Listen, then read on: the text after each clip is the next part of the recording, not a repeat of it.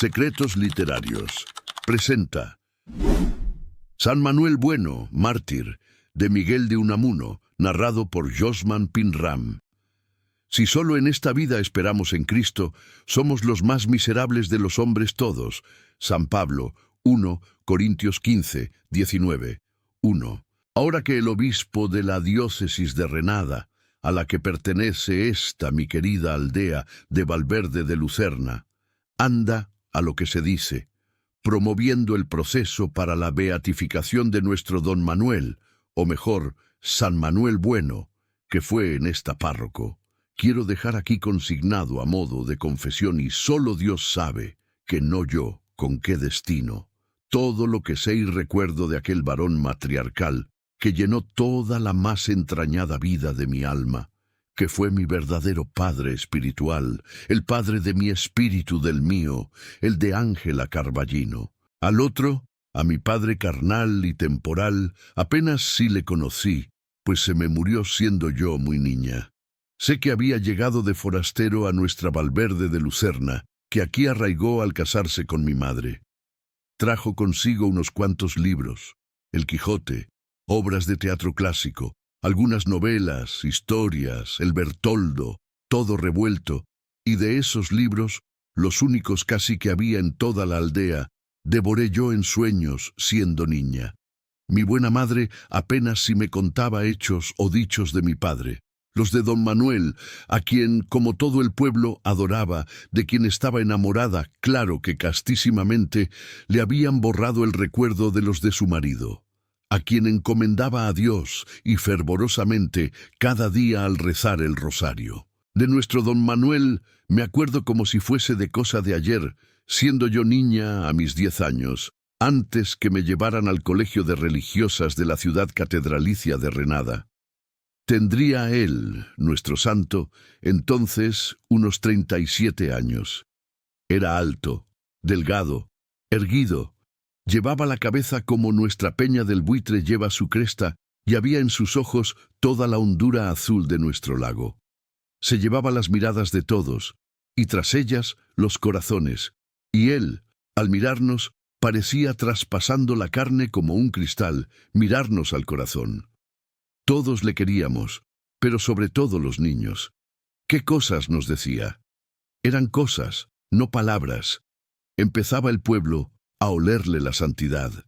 Se sentía lleno y embriagado de su aroma. Entonces fue cuando mi hermano Lázaro, que estaba en América, de donde nos mandaba regularmente dinero, con que vivíamos con decorosa holgura, hizo que mi madre me mandase al colegio de religiosas a que se completara, fuera de la aldea, mi educación, y esto aunque a él, a Lázaro, no le hiciesen mucha gracia las monjas.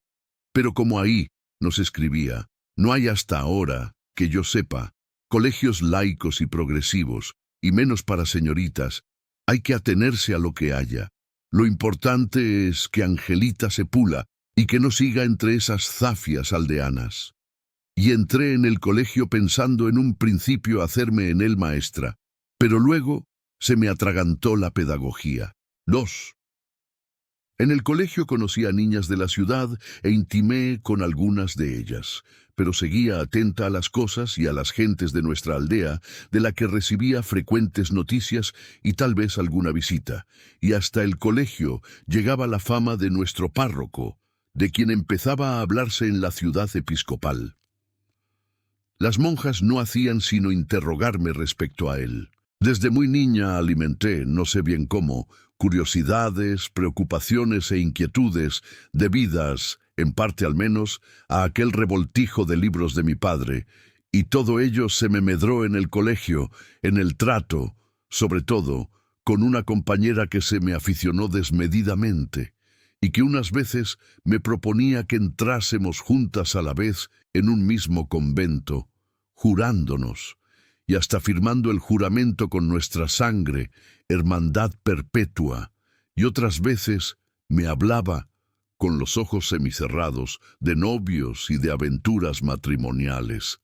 Por cierto que no he vuelto a saber de ella ni de su suerte.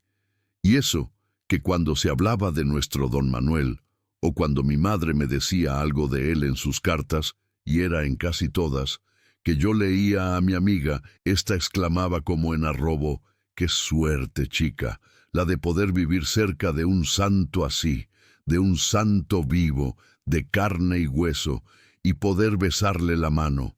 Cuando vuelvas a tu pueblo, escríbeme mucho, mucho, y cuéntame de él». 3. Pasé en el colegio unos 5 años, que ahora se me pierden como un sueño de madrugada en la lejanía del recuerdo, y a los 15 volví a mi Valverde de Lucerna. Ya toda ella era don Manuel con el lago y con la montaña. Llegué ansiosa de conocerle, de ponerme bajo su protección, de que él me marcara el sendero de mi vida. Decíase que había entrado en el seminario para hacerse cura, con el fin de atender a los hijos de una su hermana recién viuda, de servirles de padre, que en el seminario se había distinguido por su agudeza mental y su talento, y que había rechazado ofertas de brillante carrera eclesiástica porque él no quería ser sino de su Valverde de Lucerna, de su aldea perdida como un broche entre el lago y la montaña que se mira en él. Y cómo quería a los suyos. Su vida era arreglar matrimonios desavenidos, reducir a sus padres hijos indómitos o reducir los padres a sus hijos, y sobre todo, consolar a los amargados y atediados y ayudar a todos a bien morir. Me acuerdo, entre otras cosas, de que al volver de la ciudad la desgraciada hija de la tía Rabona, que se había perdido y volvió soltera y desahuciada, trayendo un hijito consigo, don Manuel no paró hasta que hizo que se casase con ella su antiguo novio Perote y reconociese como suya a la criatura, diciéndole: «Mira, da padre a este pobre crío, que no le tiene más que en el cielo. Pero, don Manuel, si no es mía la culpa, ¿quién lo sabe, hijo? ¿Quién lo sabe? Y sobre todo, no se trata de culpa. Y hoy el pobre Perote, inválido, paralítico, tiene como báculo y consuelo de su vida al hijo aquel que, contagiado de la santidad de don Manuel, reconoció por suyo no siéndolo». 4. En la noche de San Juan, la más breve del año, solían y suelen acudir a nuestro lago todas las pobres mujerucas y no pocos hombrecillos que se creen poseídos, endemoniados, y que parece no son sino histéricos y a las veces epilépticos, y don Manuel emprendía la tarea de hacer el de lago, de piscina probática, y tratar de aliviarlos y, si era posible, de curarlos. Y era tal la acción de su presencia, de sus miradas, y tal, sobre todo, la dulcísima autoridad de sus palabras, y sobre todo de su voz. ¡Qué milagro de voz! Que consiguió curaciones sorprendentes, con lo que creció su fama, que atraía a nuestro lago, y a él, a todos los enfermos del contorno. Y alguna vez llegó una madre pidiéndole que hiciese un milagro en su hijo, a lo que contestó, sonriendo tristemente: «No tengo licencia del señor obispo para hacer milagros». Le preocupaba sobre todo que anduviesen todos limpios. Si alguno llevaba un roto en su vestidura, le decía: «Anda a ver al sacristán y que te remiende eso». El sacristán era sastre, y cuando el día 1 de año iban a felicitarle por ser el de su santo patrono era el mismo Jesús nuestro Señor, quería don Manuel que todos se le presentasen con camisa nueva, y al que no la tenía, se la regalaba él mismo. Por todos mostraba el mismo afecto, y si a algunos distinguía más con él, era a los más desgraciados y a los que aparecían como más díscolos. Y como hubiera en el pueblo un pobre idiota de nacimiento, Blasillo el bobo, a este es a quien más acariciaba, y hasta llegó a enseñarle cosas que parecía milagro que las hubiese podido aprender. Y es que el pequeño rescoldo de inteligencia que aún quedaba en el bobo se le encendía en imitar, como un pobre mono, a su don Manuel. Su maravilla era la voz, una voz divina que hacía llorar. Cuando, al oficiar en misa mayor o solemne, entonaba el prefacio, estremecíase la iglesia, y todos los que le oían sentíanse conmovidos en sus entrañas. Su canto, saliendo del templo, iba a quedarse dormido sobre el lago y al pie de la montaña, y cuando en el sermón de Viernes Santo clamaba aquello de Dios mío, ¿por qué me has abandonado?, pasaba por el pueblo todo un temblor hondo, como por sobre las aguas del lago en días de cierzo de hostigo, y era como si oyesen a nuestro Señor Jesucristo mismo, como si la voz brotara de aquel viejo crucifijo a cuyos pies tantas generaciones de madres habían depositado sus congojas, como que una vez, al oírlo su madre, la de don Manuel, no pudo contenerse y desde el suelo del templo en que se sentaba gritó, «¡Hijo mío!», y fue un chaparrón de lágrimas entre todos. Creeríase que el grito maternal había brotado de la boca entreabierta de aquella dolorosa, el corazón traspasado por 7 espadas que había en una de las capillas del templo. Luego, Blasillo el tonto iba repitiendo en tono patético por las callejas, y como en eco el Dios mío, ¿por qué me has abandonado?», y de tal manera que al oírselo se les saltaban a todos las lágrimas, con gran regocijo del bobo por su triunfo imitativo. Su acción sobre las gentes era tal que nadie se atrevía a mentir ante él, y todos, sin tener que ir al confesonario, se le confesaban. A tal punto que, como hubiese una vez ocurrido un repugnante crimen en una aldea próxima, el juez, un insensato que conocía mal a don Manuel, le llamó y le dijo, «A ver si usted, don Manuel, consigue que este bandido declare la verdad». «¿Para que luego pueda castigársele?», replicó el santo varón. «No, señor juez, no. Yo no saco a nadie una verdad que le lleve acaso a la muerte. Allá entre él y Dios. La justicia humana no me concierne». «No juzguéis para no ser juzgados», dijo nuestro Señor. «Pero es que yo, señor cura, comprendido, de usted, señor juez, al César lo que es del César, que yo daré a Dios lo que es de Dios». Y al salir, mirando fijamente al presunto reo, le dijo, «Mira bien si Dios te ha perdonado, que es lo único que importa». En el pueblo todos acudían a misa, aunque solo fuese por oírle y verle en el altar, donde parecía transfigurarse, encendiéndosele el rostro.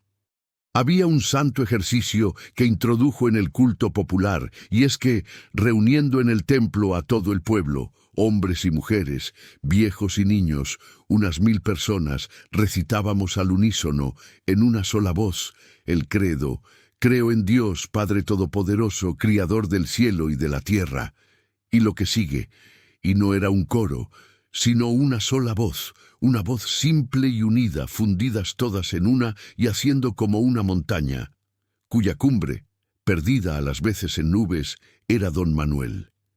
Y al llegar a lo de «creo en la resurrección de la carne y la vida perdurable», la voz de don Manuel se zambullía como en un lago, en la del pueblo todo, y era que él se callaba. Y yo oía las campanas de la villa que se dice aquí que está sumergida en el lecho del lago, campanadas que se dice también se oyen la noche de San Juan, y eran las de la villa sumergida en el lago espiritual de nuestro pueblo. Oía la voz de nuestros muertos, que en nosotros resucitaban en la comunión de los santos. Después, al llegar a conocer el secreto de nuestro santo, he comprendido que era como si una caravana en marcha por el desierto, desfallecido el caudillo al acercarse al término de su carrera, le tomaran en hombros los suyos para meter su cuerpo sin vida en la tierra de promisión. Los más no querían morirse, sino cogidos de su mano como de un ancla. Jamás en sus sermones se ponía a declamar contra impíos, masones, liberales o herejes. ¿Para qué, si no los había en la aldea? Ni menos contra la mala prensa. En cambio, uno de los más frecuentes temas de sus sermones era contra la mala lengua, porque él lo disculpaba todo y a todos disculpaba. No quería creer en la mala intención de nadie. La envidia, gustaba repetir, la mantienen los que se empeñan en creerse envidiados, y las más de las persecuciones son efecto más de la manía persecutoria que no de la perseguidora. Pero fíjese, don Manuel, en lo que me han querido decir, y él, No debe importarnos tanto lo que uno quiera decir como lo que diga sin querer. Su vida era activa y no contemplativa, huyendo cuanto podía de no tener nada que hacer. Cuando oía eso de que la ociosidad es la madre de todos los vicios, contestaba, y del peor de todos, que es el pensar ocioso. Y como yo le preguntara una vez qué es lo que con eso quería decir, me contestó, pensar ocioso es pensar para no hacer nada o pensar demasiado en lo que se ha hecho y no en lo que hay que hacer. A lo hecho pecho y a otra cosa que no hay peor que remordimiento sin enmienda. Hacer, hacer. Bien comprendí yo ya desde entonces que don Manuel huía de pensar ocioso y a solas, que algún pensamiento le perseguía. Así es que estaba siempre ocupado, y no pocas veces en inventar ocupaciones. Escribía muy poco para sí, de tal modo que apenas nos ha dejado escritos o notas, mas en cambio hacía de memorialista para los demás y a las madres, sobre todo, les redactaba las cartas para sus hijos ausentes. Trabajaba también manualmente, ayudando con sus brazos a ciertas labores del pueblo. En la temporada de trilla íbase a la era a trillar y aventar, y en tanto aleccionaba o distraía a los labradores, a quienes ayudaba en estas faenas. Sustituía a las veces a algún enfermo en su tarea. Un día del más crudo invierno se encontró con un niño, muertito de frío, a quien su padre le enviaba a recoger una res a larga distancia, en el monte. «Mira», le dijo al niño, «vuélvete a casa a calentarte y dile a tu padre que yo voy a hacer el encargo». Y al volver con la res, se encontró con el padre todo confuso, que iba a su encuentro. En invierno partía leña para los pobres.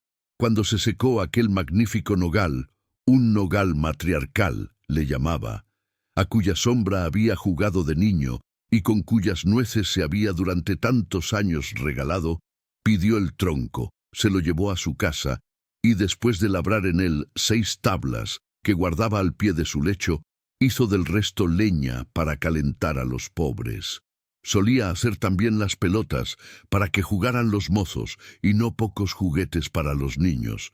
5. Solía acompañar al médico en su visita y recalcaba las prescripciones de éste.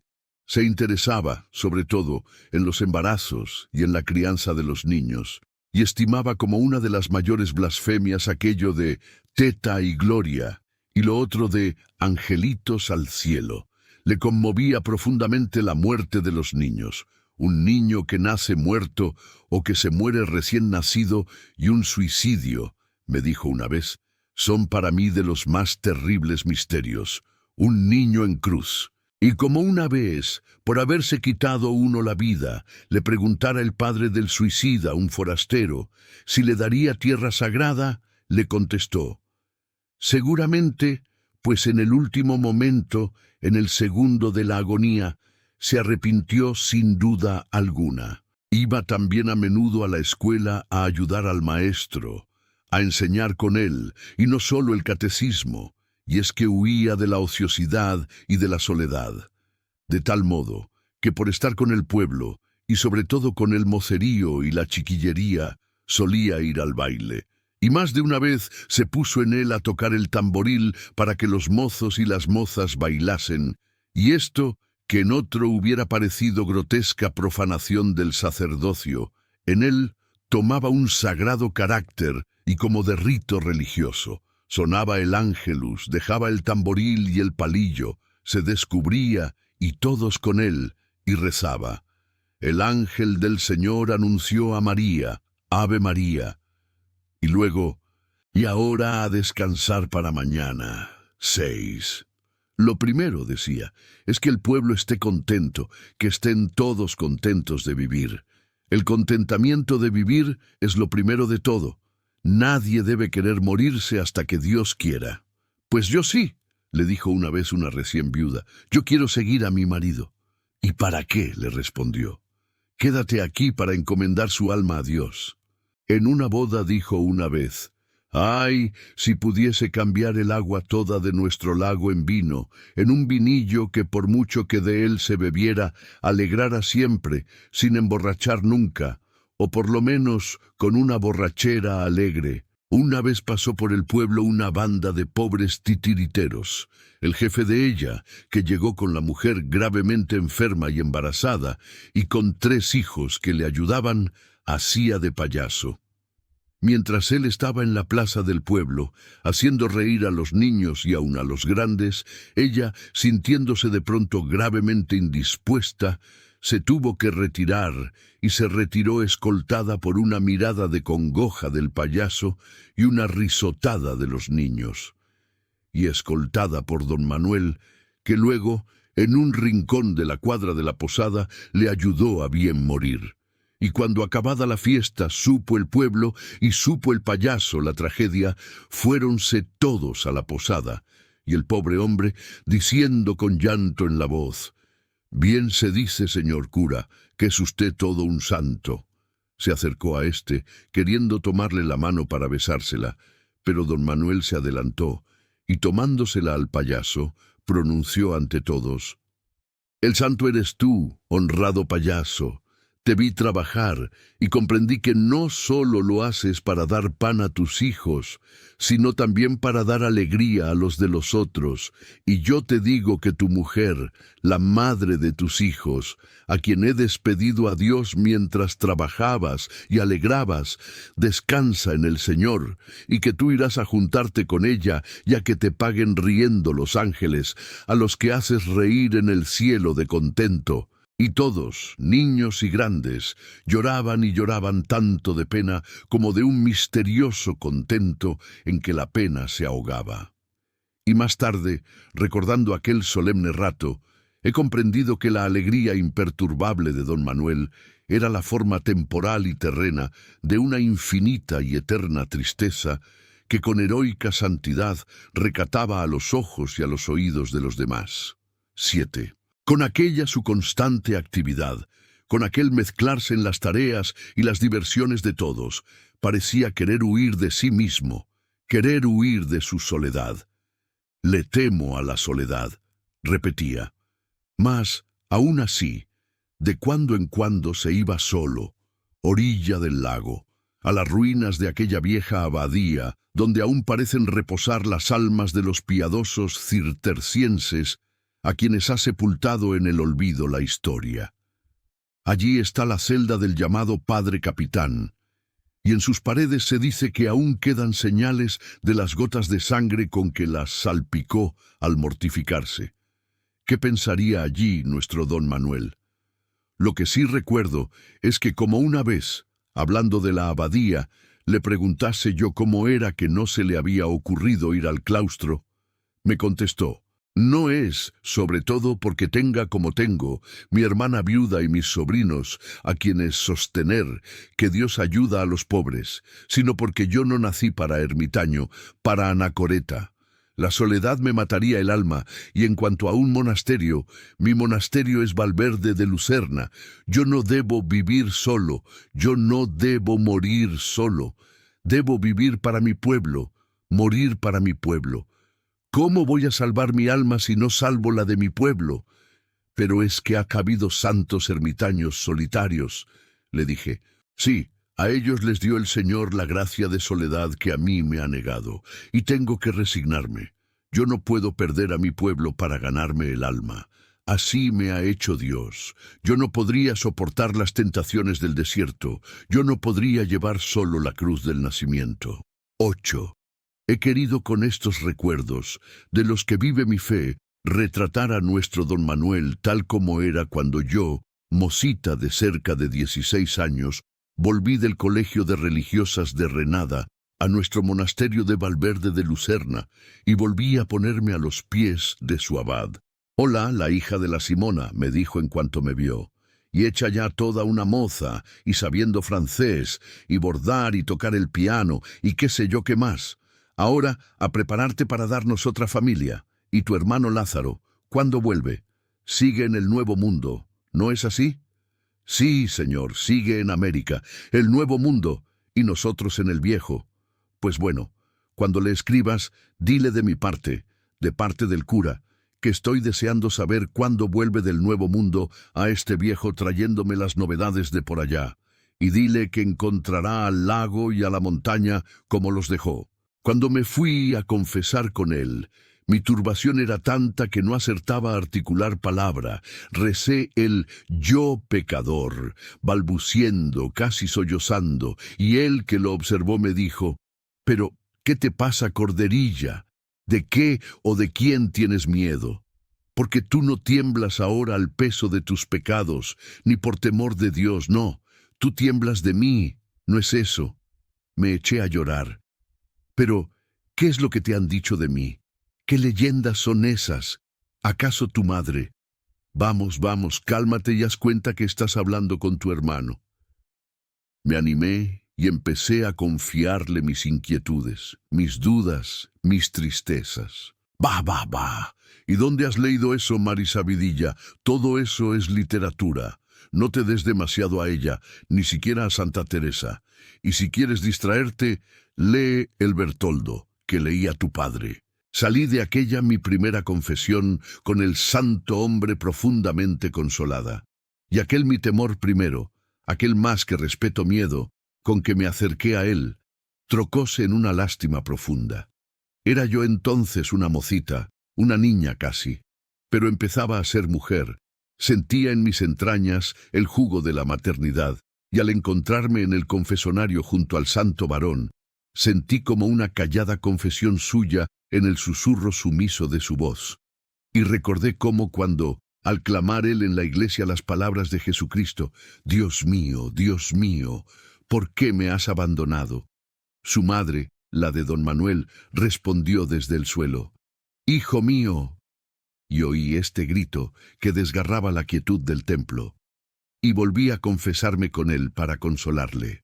«Una vez que en el confesonario les puse una de aquellas dudas», me contestó. «A eso ya sabes, lo del catecismo. Eso no me lo preguntéis a mí, que soy ignorante. Doctores tiene la Santa Madre Iglesia que os sabrán responder». «Pero, si el doctor aquí es usted, don Manuel». Yo, doctor, yo. Ni por pienso. Yo, doctorcilla, no soy más que un pobre cura de aldea. Y esas preguntas, ¿sabes quién te las insinúa? ¿Quién te las dirige? Pues, el demonio». Y entonces, envalentonándome, le espeté a boca de jarro: «¿Y si se las dirigiese a usted, don Manuel? ¿A quién? A mí y el demonio. No nos conocemos, hija, no nos conocemos. Y si se las dirigiera, no le haría caso. Y basta, despachemos, que me están esperando unos enfermos de verdad». Me retiré pensando, no sé por qué, que nuestro don Manuel, tan afamado curandero de endemoniados, no creía en el demonio. Y al irme hacia mi casa topé con Blasillo el Bobo, que acaso rondaba el templo, y que al verme, para agasajarme con sus habilidades, repitió, y de qué modo, lo de Dios mío, ¿por qué me has abandonado?». Llegué a casa acongojadísima y me encerré en mi cuarto para llorar hasta que llegó mi madre. «Me parece, Angelita, con tantas confesiones, que tú te me vas a ir, monja». «No lo tema, madre», le contesté, «pues tengo harto que hacer aquí, en el pueblo, que es mi convento, hasta que te cases». «No pienso en ello», le repliqué. Y otra vez que me encontré con don Manuel, le pregunté, mirándole derechamente a los ojos: «¿Es que hay infierno, don Manuel?». Y él, sin inmutarse: «Para ti, hija, no. Para los otros le hay. ¿Y a ti qué te importa si no has de ir a él?». «Me importa por los otros. ¿Le hay?». «Cree en el cielo que vemos. Míralo». Y me lo mostraba sobre la montaña y abajo, reflejado en el lago. «Pero hay que creer en el infierno como en el cielo», le repliqué. «Sí, hay que creer todo lo que enseña a creer la Santa Madre Iglesia Católica, Apostólica Romana». Y basta. Leí no sé qué honda tristeza en sus ojos, azules como las aguas del lago. 9. Aquellos años pasaron como un sueño. La imagen de don Manuel iba creciendo en mí sin que yo de ello me diese cuenta, pues era un varón tan cotidiano, tan de cada día, como el pan que a diario pedimos en el Padre Nuestro. Yo le ayudaba cuanto podía en sus menesteres, visitaba a sus enfermos, a nuestros enfermos, a las niñas de la escuela, arreglaba el ropero de la iglesia y le hacía, como me llamaba él, de diaconisa. Fui unos días, invitada por una compañera de colegio, a la ciudad, y tuve que volverme, pues en la ciudad me ahogaba, me faltaba algo, sentía sed de la vista de las aguas del lago, hambre de la vista de las peñas de la montaña. Sentía, sobre todo, la falta de mi don Manuel, y como si su ausencia me llamara, como si corriese un peligro lejos de mí, como si me necesitara. Empezaba yo a sentir una especie de afecto maternal hacia mi padre espiritual. Quería aliviarle del peso de su cruz del nacimiento. 10. Así fui llegando a mis 24 años, que es cuando volvió de América con un caudalillo ahorrado. Mi hermano Lázaro llegó acá, a Valverde de Lucerna, con el propósito de llevarnos a mí y a nuestra madre a vivir a la ciudad, acaso a Madrid. En la aldea, decía, se entontece, se embrutece y se empobrece uno. Y añadía, civilización es lo contrario de ruralización. Aldeanerías no, que no hice que fueras al colegio para que te pudras luego aquí, entre estos zafios patanes. Yo callaba, aún dispuesta a resistir la emigración, pero nuestra madre, que pasaba ya de la sesentena, se opuso desde un principio. A mi edad, cambiar de aguas, dijo primero, mas luego dio a conocer claramente que ella no podría vivir fuera de la vista de su lago, de su montaña y sobre todo de su don Manuel. «Sois como las gatas que os apegáis a la casa», repetía mi hermano. Cuando se percató de todo el imperio que sobre el pueblo todo, y en especial sobre nosotras, sobre mi madre y sobre mí, ejercía el santo varón angélico, se irritó contra éste. Le pareció un ejemplo de la oscura teocracia en que él suponía hundida a España, y empezó a barbotar sin descanso todos los viejos lugares comunes anticlericales y hasta antirreligiosos y progresistas que había traído renovados del Nuevo Mundo. En esta España de calzonazos, decía, los curas manejan a las mujeres y las mujeres a los hombres, y luego el campo, este campo feudal. Para él, feudal era un término pavoroso. Feudal y medieval eran los dos calificativos que prodigaba cuando quería condenar algo. Le desconcertaba el ningún efecto que sobre nosotras hacían sus diatribas y el casi ningún efecto que hacían en el pueblo, donde se le oía con respetuosa indiferencia. A estos patanes no hay quien los conmueva, pero como era bueno, por ser inteligente, pronto se dio cuenta de la clase de imperio que don Manuel ejercía sobre el pueblo. Pronto se enteró de la obra del cura de su aldea. No, no es como los otros, decía, es un santo. Pero, ¿tú sabes cómo son los otros curas?, le decía yo, y él, me lo figuro. Mas aún así, ni entraba en la iglesia, ni dejaba de hacer alarde en todas partes de su incredulidad, aunque procurando siempre dejar a salvo a don Manuel. Y ya en el pueblo se fue formando, no sé cómo, una expectativa, la de una especie de duelo entre mi hermano Lázaro y don Manuel, o más bien se esperaba la conversión de aquel por éste. Nadie dudaba de que al cabo el párroco le llevaría a su parroquia.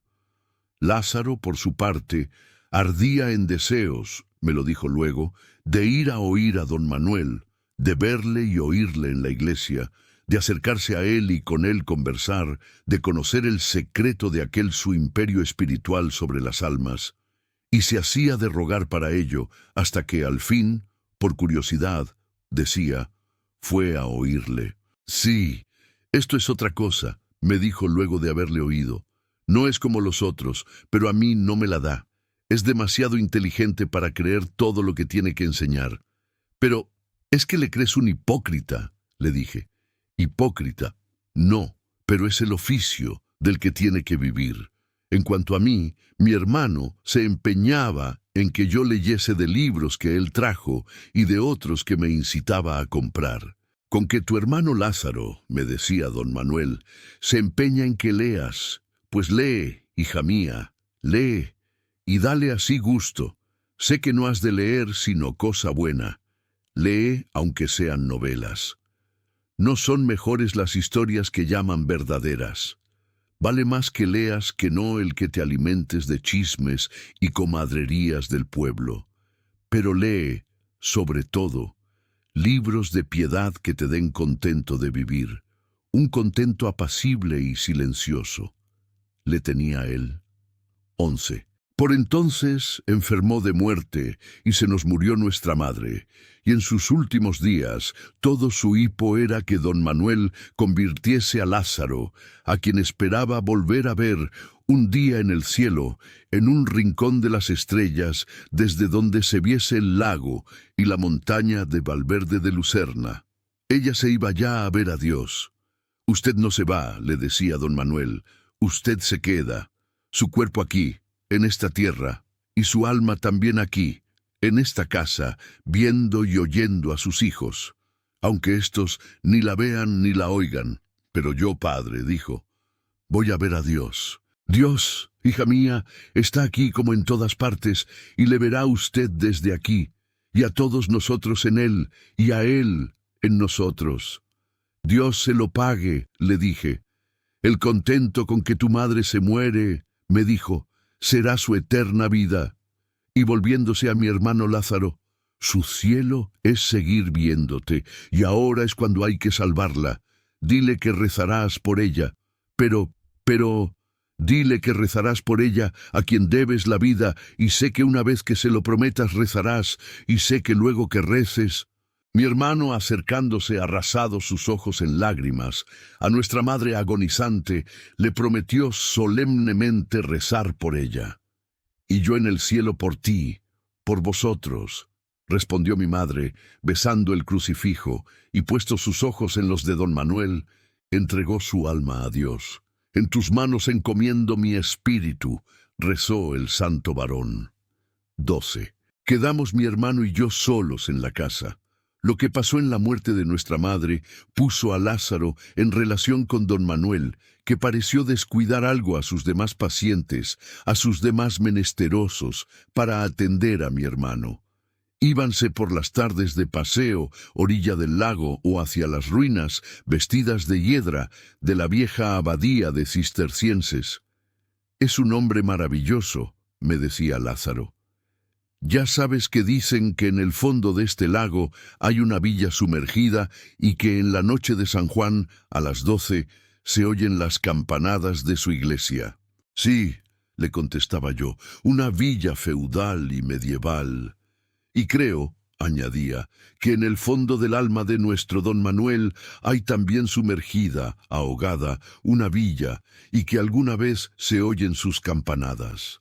Sí, le dije, esa villa sumergida en el alma de don Manuel, y por qué no también en la tuya, es el cementerio de las almas de nuestros abuelos, los de esta nuestra Valverde de Lucerna, feudal y medieval.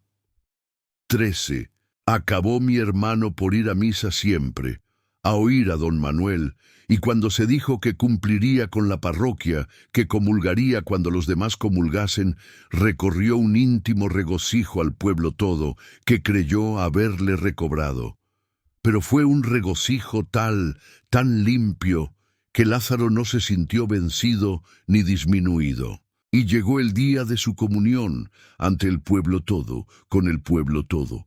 Cuando llegó la vez a mi hermano, pude ver que don Manuel, tan blanco como la nieve de enero en la montaña, y temblando como tiembla el lago cuando le hostiga el cierzo, se le acercó con la sagrada forma en la mano, y de tal modo le temblaba ésta al arrimarla a la boca de Lázaro, que se le cayó la forma a tiempo que le daba un vahido. Y fue mi hermano mismo quien recogió la hostia y se la llevó a la boca. Y el pueblo, al ver llorar a don Manuel, lloró diciéndose, «¿Cómo le quiere?». Y entonces, pues era la madrugada, cantó un gallo. Al volver a casa y encerrarme en ella con mi hermano, le eché los brazos al cuello y besándole le dije, «¡Ay, Lázaro, Lázaro! ¡Qué alegría nos has dado a todos! A todos, a todo el pueblo, a todos, a los vivos y a los muertos, y sobre todo a mamá, a nuestra madre, ¿viste? El pobre don Manuel lloraba de alegría. ¡Qué alegría nos has dado a todos! Por eso lo he hecho, me contestó. Por eso, por darnos alegría, lo habrás hecho ante todo por ti mismo, por conversión. Y entonces Lázaro, mi hermano tan pálido y tan tembloroso como don Manuel, cuando le dio la comunión, me hizo sentarme. En el sillón mismo donde solía sentarse nuestra madre, tomó huelgo, y luego, como en íntima confesión doméstica y familiar, me dijo: «Mira, Angelita, ha llegado la hora de decirte la verdad, toda la verdad, y te la voy a decir, porque debo decírtela, porque a ti no puedo, no debo callártela, y porque además habrías de adivinarla, y a medias, que es lo peor, más tarde o más temprano». Y entonces, serena y tranquilamente, a media voz, me contó una historia que me sumergió en un lago de tristeza. Cómo don Manuel le había venido trabajando, sobre todo en aquellos paseos a las ruinas de la vieja abadía cisterciense, para que no escandalizase, para que diese buen ejemplo, para que se incorporase a la vida religiosa del pueblo, para que fingiese creer si no creía, para que ocultase sus ideas al respecto, mas sin intentar siquiera catequizarle, convertirle de otra manera.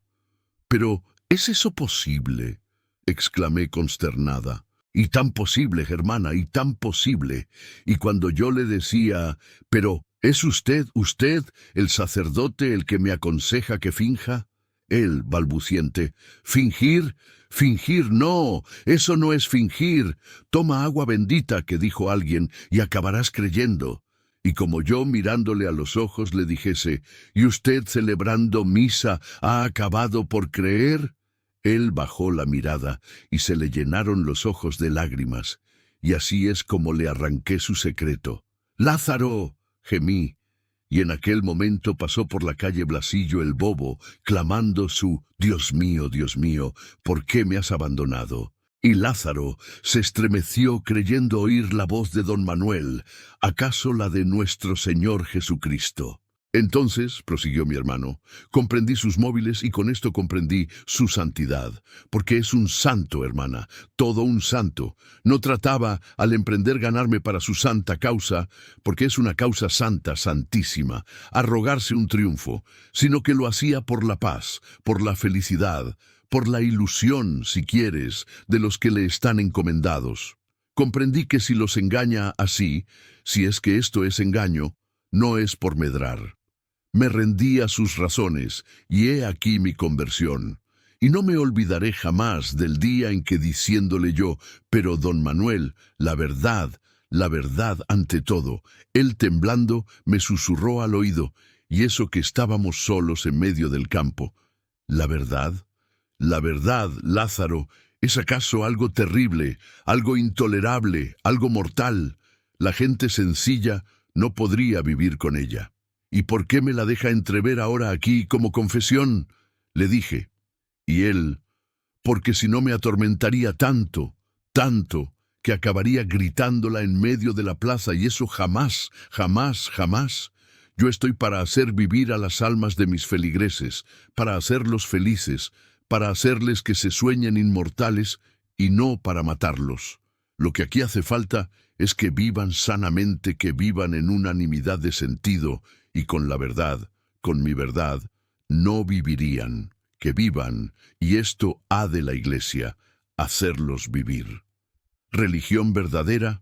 Todas las religiones son verdaderas en cuanto hacen vivir espiritualmente a los pueblos que las profesan, en cuanto les consuelan de haber tenido que nacer para morir, y para cada pueblo la religión más verdadera es la suya, la que ha hecho. ¿Y la mía? La mía es consolarme en consolar a los demás, aunque el consuelo que les doy no sea el mío. Jamás olvidaré estas sus palabras. Pero esa comunión tuya ha sido un sacrilegio, me atreví a insinuar, arrepintiéndome al punto de haberlo insinuado. ¿Sacrilegio? ¿Y él que me la dio? ¿Y sus misas?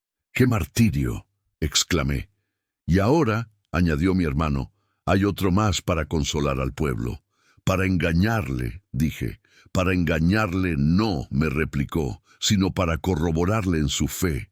Y el pueblo, dije, cree de veras. ¿Qué sé yo? Cree sin querer, por hábito, por tradición. Y lo que hace falta es no despertarle, y que viva en su pobreza de sentimientos para que no adquiera torturas de lujo. Bienaventurados los pobres de espíritu. Eso, hermano, lo has aprendido de don Manuel. Y ahora dime, ¿has cumplido aquello que le prometiste a nuestra madre cuando ella se nos iba a morir, aquello de que rezarías por ella? Pues no se lo había de cumplir, pero ¿por quién me has tomado, hermana? ¿Me crees capaz de faltar a mi palabra, a una promesa solemne y a una promesa hecha y en el lecho de muerte a una madre? ¿Qué sé yo? Pudiste querer engañarla para que muriese consolada. Es que si yo no hubiese cumplido la promesa, viviría sin consuelo. Entonces, cumplí la promesa y no he dejado de rezar ni un solo día por ella. ¿Solo por ella? Pues, ¿por quién más? Por ti mismo, y de ahora en adelante, por don Manuel. Nos separamos para irnos cada uno a su cuarto. Yo a llorar toda la noche, a pedir por la conversión de mi hermano y de don Manuel, y él, Lázaro, no sé bien a qué. 14. Después de aquel día temblaba yo de encontrarme a solas con don Manuel, a quien seguía asistiendo en sus piadosos menesteres. Y él pareció percatarse de mi estado íntimo y adivinar su causa. Y cuando al fin me acerqué a él en el tribunal de la penitencia, ¿quién era el juez y quién el reo? Los dos, él y yo, doblamos en silencio la cabeza y nos pusimos a llorar. Y fue él, don Manuel, quien rompió el tremendo silencio para decirme con voz que parecía salir de una huesa. Pero tú, Angelina, tú crees como a los 10 años, ¿no es así? ¿Tú crees? Sí creo, padre. Pues sigue creyendo. Y si se te ocurren dudas, cállatelas a ti misma. Hay que vivir. Me atreví, y toda temblorosa le dije, pero usted, padre, ¿cree usted? Vaciló un momento y reponiéndose me dijo, creo. Pero ¿en qué, padre? ¿En qué? ¿Cree usted en la otra vida? ¿Cree que al morir no nos morimos del todo? ¿Cree que volveremos a vernos, a querernos en otro mundo venidero? ¿Cree en la otra vida? El pobre santo sollozaba. Mira, hija, dejemos eso. Y ahora, al escribir esta memoria, me digo, ¿por qué no me engañó? ¿Por qué no me engañó entonces como engañaba a los demás? ¿Por qué se acongojó? ¿Porque no podía engañarse a sí mismo o porque no podía engañarme? Y quiero creer que se acongojaba porque no podía engañarse para engañarme. Y ahora, añadió, reza por mí, por tu hermano, por ti misma, por todos.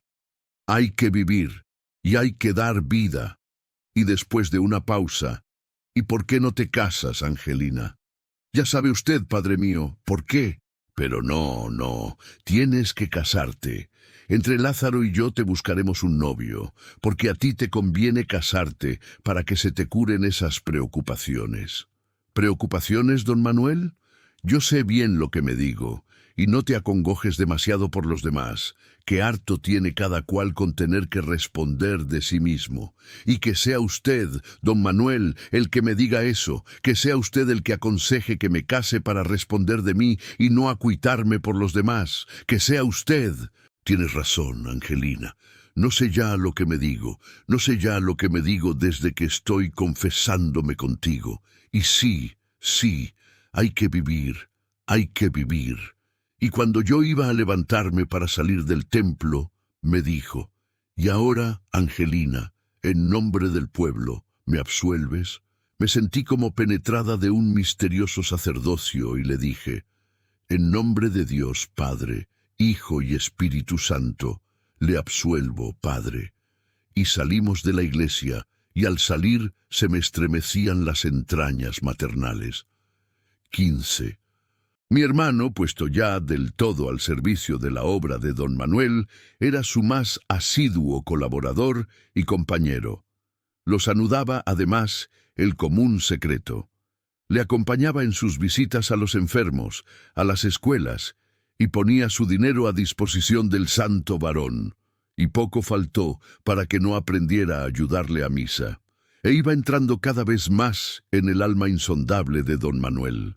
¡Qué hombre!, me decía. Mira, ayer, paseando a orillas del lago, me dijo, «He aquí mi tentación mayor».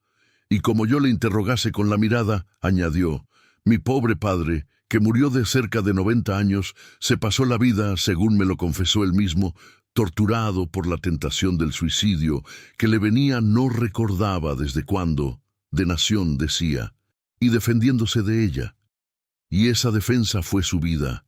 Para no sucumbir a tal tentación, extremaba los cuidados por conservar la vida.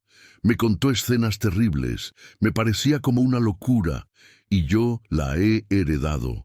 Y cómo me llama esa agua con su aparente quietud, la corriente va por dentro, espeja al cielo.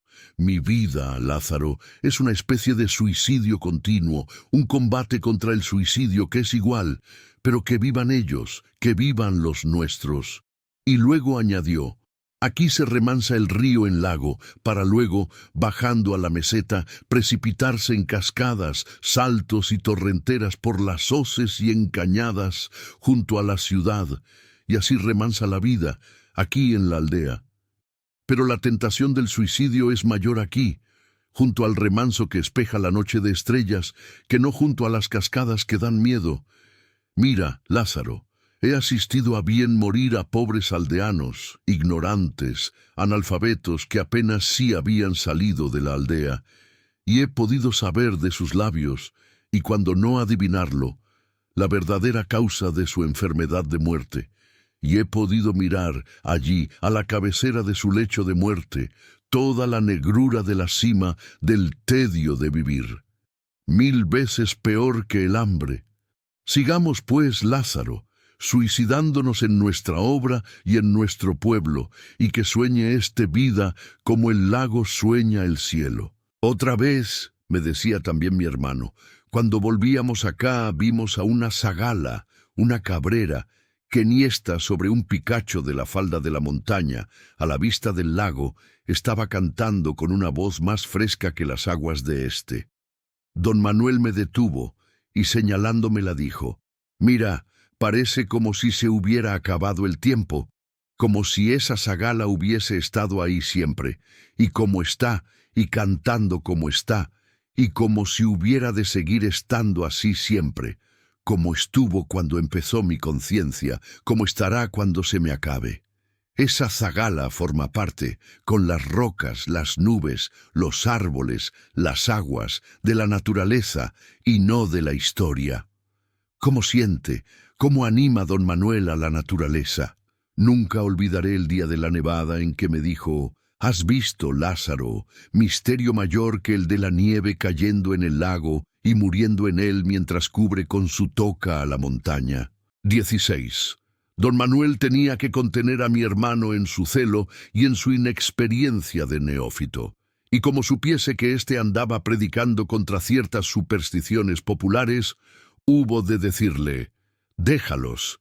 Es tan difícil hacerles comprender dónde acaba la creencia ortodoxa y dónde empieza la superstición, y más para nosotros. Déjalos, pues, mientras se consuelen. Vale más que lo crean todo, aun cosas contradictorias entre sí, a no que no crean nada. Eso de que el que cree demasiado acaba por no creer nada es cosa de protestantes. No protestemos. La protesta mata el contento. Una noche de plenilunio, me contaba también mi hermano, volvían a la aldea por la orilla del lago, a cuya sobrehaz rizaba entonces la brisa montañesa, y en el rizo cabrilleaban las razas de la luna llena, y don Manuel le dijo a Lázaro, «Mira, el agua está rezando la letanía y ahora dice, Ianua Caeli, ora pro nobis, puerta del cielo, ruega por nosotros». Y cayeron temblando de sus pestañas a la hierba del suelo 2 huideras lágrimas, en que también, como en rocío, se bañó temblorosa la lumbre de la luna llena. 17. E iba corriendo el tiempo, y observábamos mi hermano y yo que las fuerzas de don Manuel empezaban a decaer, que ya no lograba contener del todo la insondable tristeza que le consumía, que acaso una enfermedad traidora le iba minando el cuerpo y el alma. Y Lázaro, acaso para distraerle más, le propuso si no estaría bien que fundasen en la iglesia algo así como un sindicato católico agrario. «¿Sindicato?», respondió tristemente don Manuel. «¿Sindicato? ¿Y qué es eso? Yo no conozco más sindicato que la iglesia, y ya sabes aquello de mi reino no es de este mundo. Nuestro reino, Lázaro, no es de este mundo. Y del otro». Don Manuel bajó la cabeza. «El otro, Lázaro, está aquí también, porque hay dos reinos en este mundo. O mejor, el otro mundo, vamos, que no sé lo que me digo. Y en cuanto a eso del sindicato, es en ti un resabio de tu época de progresismo. No, Lázaro, no. La religión no es para resolver los conflictos económicos o políticos de este mundo que Dios entregó a las disputas de los hombres.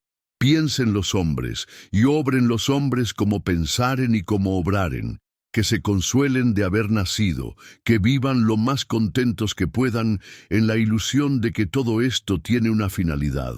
Yo no he venido a someter los pobres a los ricos, ni a predicar a estos que se sometan a aquellos.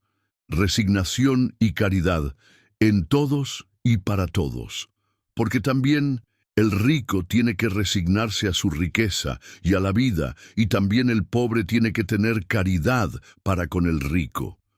¿Cuestión social? Deja eso, eso no nos concierne. Que traen una nueva sociedad, en que no haya ya ni ricos ni pobres, en que esté justamente repartida la riqueza, en que todo sea de todos. ¿Y qué? ¿Y no crees que del bienestar general surgirá más fuerte el tedio de la vida? Sí, ya sé que uno de esos caudillos, de la que llaman la revolución social, ha dicho que la religión es el opio del pueblo. Opio, opio, opio, sí, démosle opio, y que duerma y que sueñe. Yo mismo, con esta mi loca actividad me estoy administrando opio, y no logro dormir bien, y menos soñar bien. Esta terrible pesadilla. Y yo también puedo decir con el divino Maestro, mi alma está triste hasta la muerte. No, Lázaro, no, nada de sindicatos por nuestra parte. Si lo forman ellos, me parecerá bien, pues que así se distraen. Que jueguen al sindicato, si eso les contenta. 18. El pueblo todo observó que a don Manuel le menguaban las fuerzas, que se fatigaba. Su voz misma, aquella voz que era fe un milagro, adquirió un cierto temblor íntimo. Se le asomaban las lágrimas con cualquier motivo, y sobre todo cuando hablaba al pueblo del otro mundo, de la otra vida, tenía que detenerse a ratos cerrando los ojos. «Es que lo está viendo», decían. Y en aquellos momentos era Blasillo el bobo el que con más cuajo lloraba, porque ya Blasillo lloraba más que reía, y hasta sus risas sonaban a lloros. Al llegar la última semana de pasión que nosotros, en nuestro mundo, en nuestra aldea, celebró don Manuel, el pueblo todo presintió el fin de la tragedia. Y cómo sonó entonces aquel Dios mío, ¿por qué me has abandonado?», el último que en público sollozó don Manuel, y cuando dijo lo del divino Maestro al buen bandolero, «Todos los bandoleros son buenos», solía decir nuestro don Manuel, aquello de «mañana estarás conmigo en el paraíso», y la última comunión general que repartió nuestro santo. Cuando llegó a dársela a mi hermano, esta vez con mano segura, después del litúrgico «In vitam aeternam», se le inclinó al oído y le dijo: «No hay más vida eterna que esta, que la sueñen eterna, eterna de unos pocos años». Y cuando me la dio a mí me dijo: «Reza, hija mía, reza por nosotros». Y luego, algo tan extraordinario que lo llevo en el corazón como el más grande misterio, y fue que me dijo con voz que parecía de otro mundo: «Y reza también por nuestro Señor Jesucristo». Me levanté sin fuerza y como somnámbula, y todo en torno me pareció un sueño, y pensé: «Habré de rezar también por el lago y por la montaña». Y luego, ¿Es que estaré endemoniada? Y en casa ya cogí el crucifijo con el cual en las manos había entregado a Dios su alma mi madre, y mirándolo a través de mis lágrimas y recordando el Dios mío, ¿por qué me has abandonado?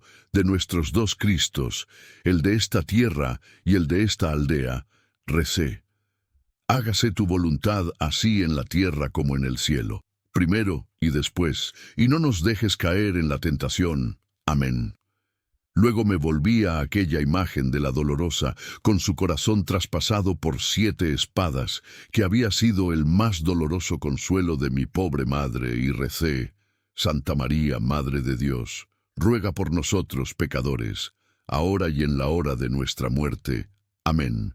Y apenas lo había rezado cuando me dije: pecadores, nosotros pecadores. ¿Y cuál es nuestro pecado? ¿Cuál? Y anduve todo el día acongojada por esta pregunta. Al día siguiente acudí a don Manuel, que iba adquiriendo una solemnidad de religioso ocaso, y le dije: recuerda, padre mío, cuando hace ya años, al dirigirle yo una pregunta, me contestó: eso no me lo preguntéis a mí, que soy ignorante. Doctores tiene la Santa Madre Iglesia que os sabrán responder. Que si me acuerdo. Y me acuerdo que te dije que esas eran preguntas que te dictaba el demonio. Pues bien, padre, hoy vuelvo yo, la endemoniada, a dirigirle otra pregunta que me dicta mi demonio de la guarda. Pregunta. Ayer, al darme de comulgar, me pidió que rezara por todos nosotros y hasta por... Bien, cállalo y sigue.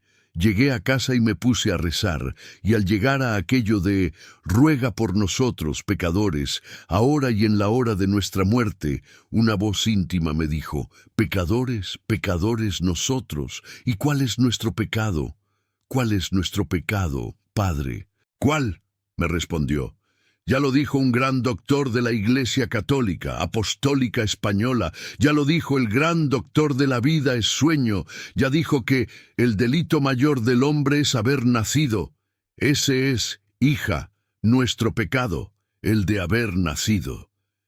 Y se cura, Padre, vete y vuelve a rezar. Vuelve a rezar por nosotros, pecadores, ahora y en la hora de nuestra muerte. Sí, al fin se cura el sueño, y al fin se cura la vida, al fin se acaba la cruz del nacimiento, y como dijo Calderón, el hacer bien y el engañar bien, ni aun en sueños se pierde. 19. Y la hora de su muerte llegó, por fin, todo el pueblo la veía llegar, y fue su más grande lección. No quiso morirse ni solo ni ocioso, se murió predicando al pueblo, en el templo. Primero, antes de mandar que le llevasen a él, pues no podía ya moverse por la perlesía, nos llamó a su casa a Lázaro y a mí, y allí los 3 a solas nos dijo: oíd, cuidad de estas pobres ovejas, que se consuelen de vivir, que crean lo que yo no he podido creer, y tú, Lázaro, cuando hayas de morir, muere como yo, como morirá nuestra Ángela, en el seno de la Santa Madre Católica, Apostólica Romana, de la Santa Madre Iglesia de Valverde de Lucerna, bien entendido, y hasta nunca más ver, pues se acaba este sueño de la vida. Padre, Padre, gemí yo. No te aflijas, Ángela, y sigue rezando por todos los pecadores, por todos los nacidos, y que sueñen, qué ganas tengo de dormir, dormir, dormir sin fin, dormir por toda una eternidad y sin soñar, olvidando el sueño. Cuando me entierren, que sea en una caja hecha con aquellas 6 tablas que tallé del viejo nogal, pobrecillo, a cuya sombra jugué de niño, cuando empezaba a soñar, y entonces sí que creía en la vida perdurable, es decir, me figuro ahora que creía entonces. Para un niño creer no es más que soñar, y para un pueblo, esas 6 tablas que tallé con mis propias manos las encontraréis al pie de mi cama. Le dio un ahogo y repuesto de él prosiguió: recordaréis que cuando rezábamos todos en uno, en unanimidad de sentido, hechos pueblo, el credo, al llegar al final yo me callaba. Cuando los israelitas iban llegando al fin de su peregrinación por el desierto, El Señor les dijo a Aarón y a Moisés que por no haberle creído no meterían a su pueblo en la tierra prometida, y les hizo subir al monte de Hor, donde Moisés hizo desnudar a Aarón, que allí murió, y luego subió Moisés desde las llanuras de Moab al monte Nebo, a la cumbre del Frasga, enfrente de Jericó, y el Señor le mostró toda la tierra prometida a su pueblo, pero diciéndole a él, «No pasarás allá». Y allí murió Moisés, y nadie supo su sepultura. Y dejó por caudillo a Josué. Sé tú, Lázaro, mi Josué, y si puedes detener al sol, deténle, y no te importe del progreso. Como Moisés, he conocido al Señor, nuestro Supremo, en sueño, cara a cara. Y ya sabes que dice la Escritura, que el que le ve la cara a Dios, que el que le ve al sueño, los ojos de la cara con que nos mira, se muere sin remedio y para siempre. Que no le vea, pues, la cara a Dios, nuestro pueblo mientras viva, que después de muerto ya no hay cuidado, pues no verá nada. «Padre, Padre, Padre», volví a gemir. Y él, «Tú, Ángela, rezas siempre, sigue rezando, para que los pecadores todos sueñen hasta morir la resurrección de la carne y la vida perdurable». Yo esperaba aún, y quién sabe, cuando le dio otro ahogo a don Manuel. Y ahora, añadió, ahora, en la hora de mi muerte, es hora de que hagáis que se me lleve en este mismo sillón a la iglesia para despedirme allí de mi pueblo que me espera. Se le llevó a la iglesia y se le puso en el sillón, en el presbiterio, al pie del altar. Tenía entre sus manos un crucifijo. Mi hermano y yo nos pusimos junto a él, pero fue Blasillo el bobo quien más se arrimó.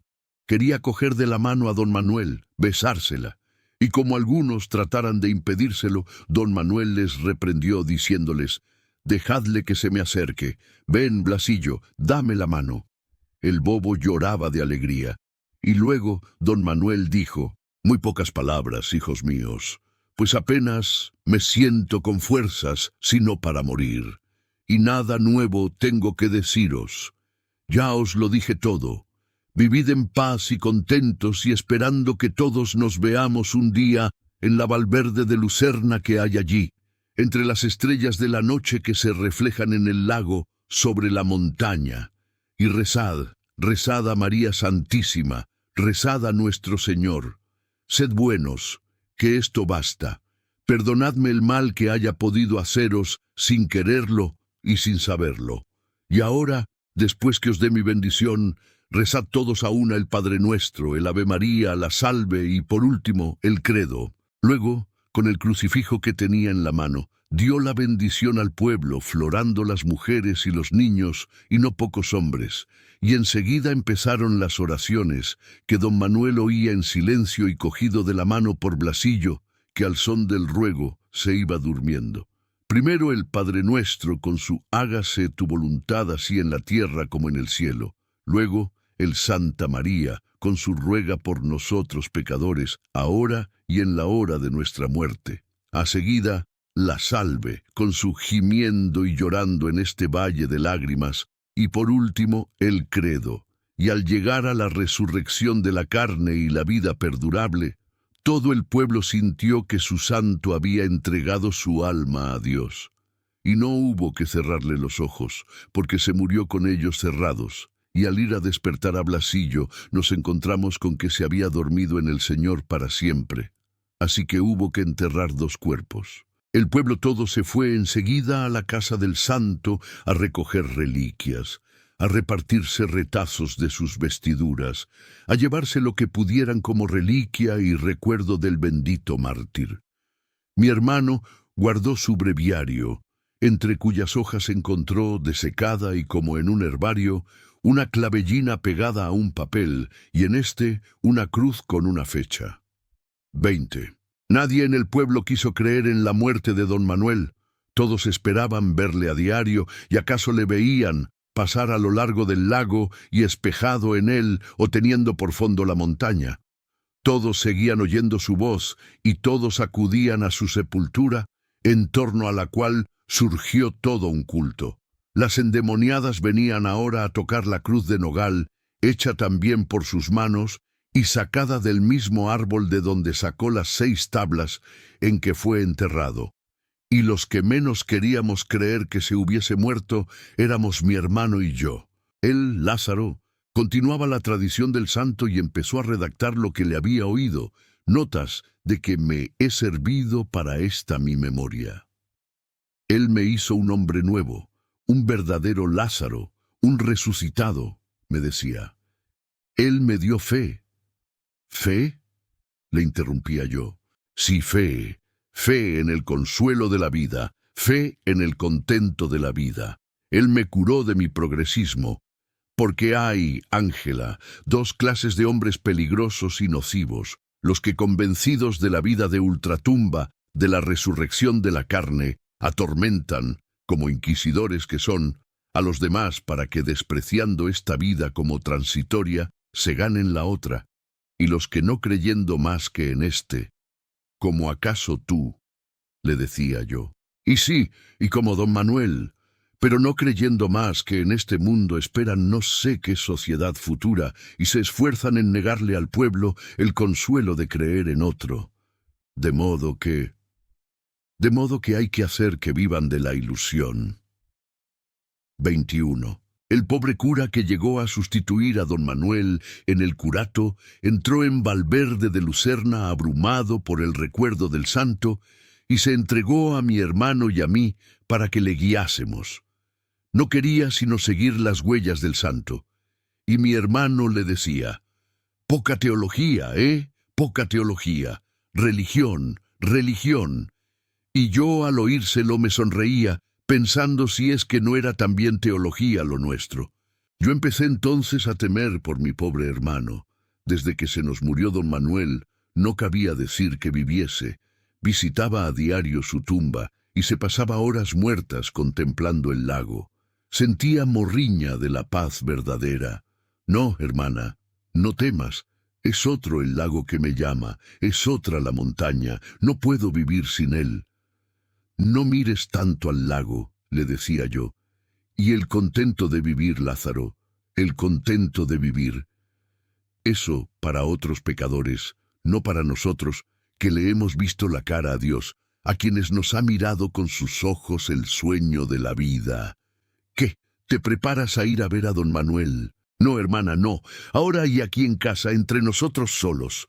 Toda la verdad, por amarga que sea, amarga como el mar a que van a parar las aguas de este dulce lago, toda la verdad para ti que estás abroquelada contra ella. No, no, Lázaro, esa no es la verdad.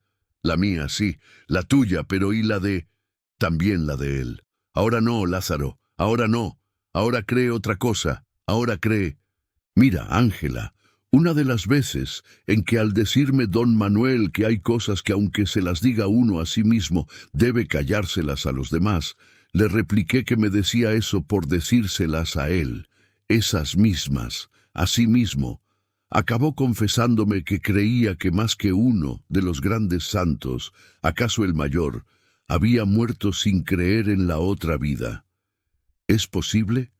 Y tan posible.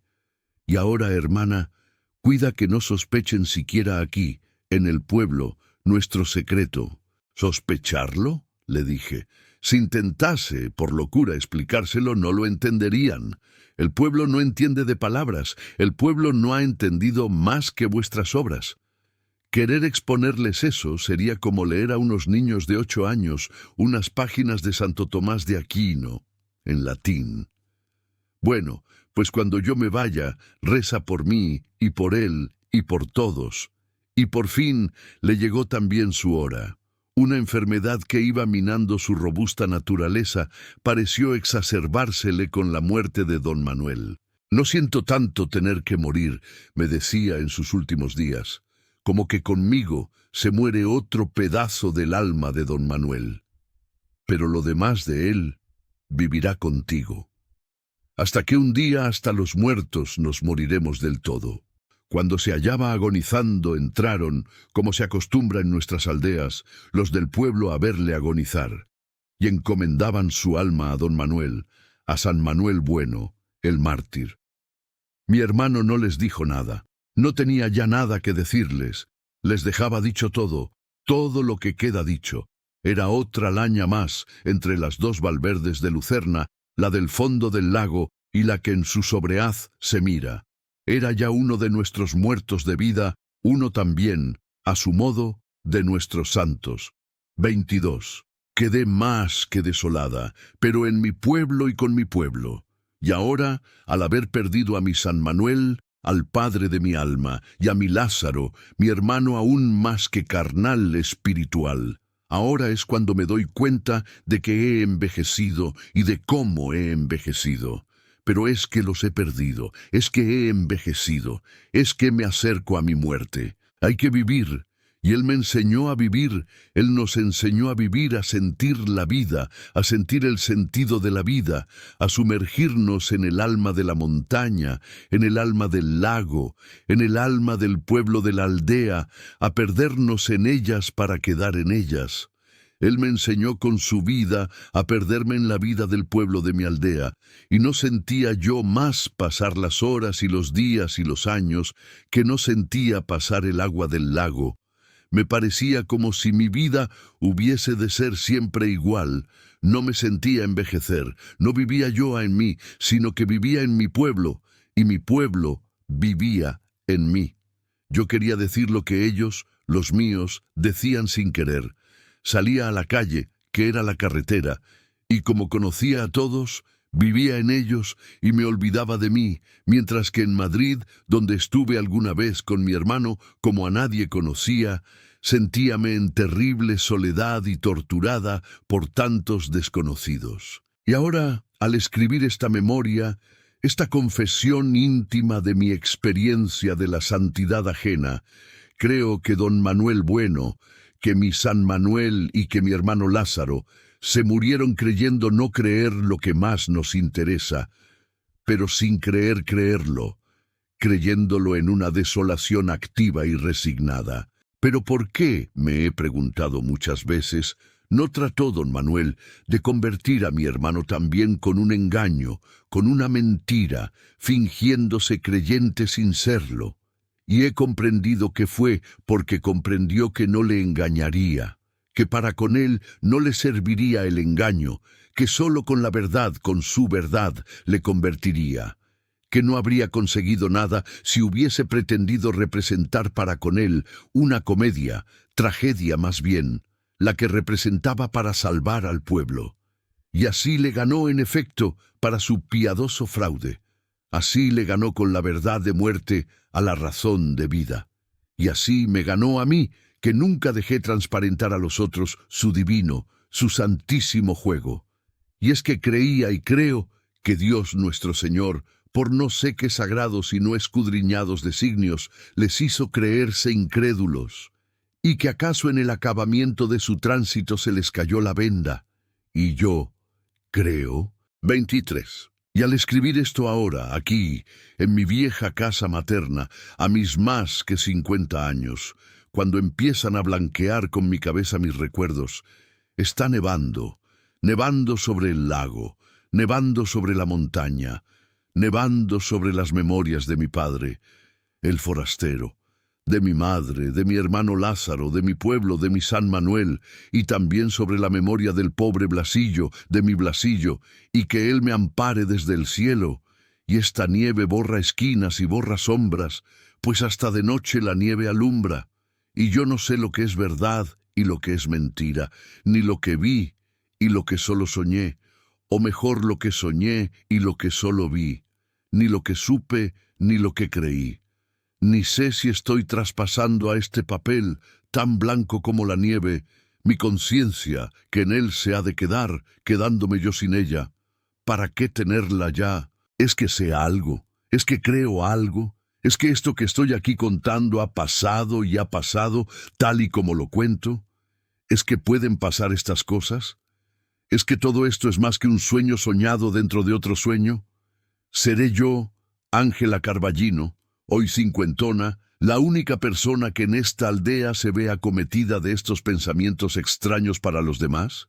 ¿Y estos, los otros, los que me rodean, creen? ¿Qué es eso de creer? Por lo menos viven. y ahora creen en San Manuel Bueno, mártir, que sin esperar la inmortalidad los mantuvo en la esperanza de ella. Parece que el ilustrísimo señor obispo, el que ha promovido el proceso de beatificación de nuestro santo de Valverde de Lucerna, se propone escribir su vida, una especie de manual del perfecto párroco, y recoge para ello toda clase de noticias. A mí me las ha pedido con insistencia, ha tenido entrevistas conmigo, le he dado toda clase de datos, pero me he callado, siempre el secreto trágico de don Manuel y de mi hermano, y es curioso que él no lo haya sospechado, y confío en que no llegue a su conocimiento todo lo que en esta memoria dejo consignado.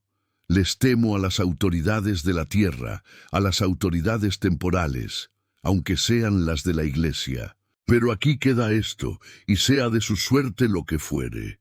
24. ¿Cómo vino a parar a mis manos este documento, esta memoria de Ángela Carballino? He aquí algo, lector, algo que debo guardar en secreto. Te la doy tal y como a mí ha llegado, sin más que corregir pocas, muy pocas particularidades de redacción, que se parece mucho a otras cosas que yo he escrito. Esto nada prueba contra su objetividad, su originalidad. Y sé yo, además, si no he creado fuera de mí seres reales y efectivos, de alma inmortal.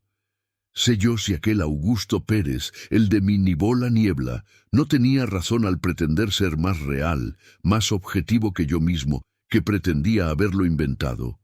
De la realidad de este San Manuel Bueno mártir, tal como me lo ha revelado su discípula e hija espiritual Ángela Carballino, de esta realidad no se me ocurre dudar.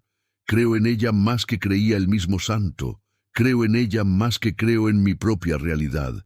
Y ahora, antes de cerrar este epílogo, quiero recordarte, lector paciente, el versillo 9 de la epístola del olvidado apóstol San Judas, lo que hace un hombre, donde se nos dice cómo mi celestial patrono, San Miguel Arcángel, Miguel quiere decir, ¿quién como Dios? Y Arcángel, archimensajero, disputó con el diablo, diablo quiere decir acusador fiscal, por el cuerpo de Moisés, y no toleró que se lo llevase el juicio de maldición, sino que le dijo al diablo, el Señor te reprenda, y el que quiera entender, que entienda.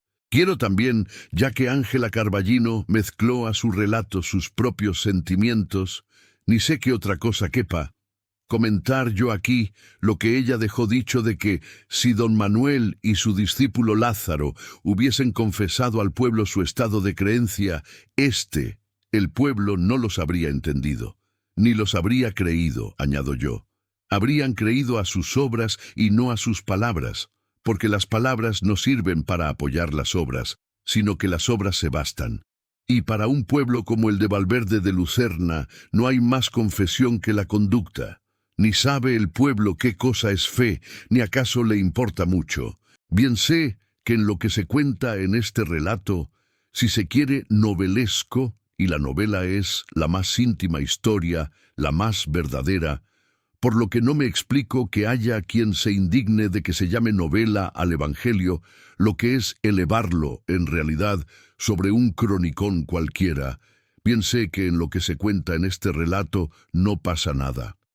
Mas espero que sea porque en ello todo se queda, como se quedan los lagos y las montañas y las santas almas sencillas, asentadas más allá de la fe y de la desesperación, que en ellos, en los lagos y las montañas, fuera de la historia, en divina novela, se cobijaron. Salamanca, noviembre de 1930. Fin. No olvides comentar, darle like, suscribirte al canal y activar la campanita.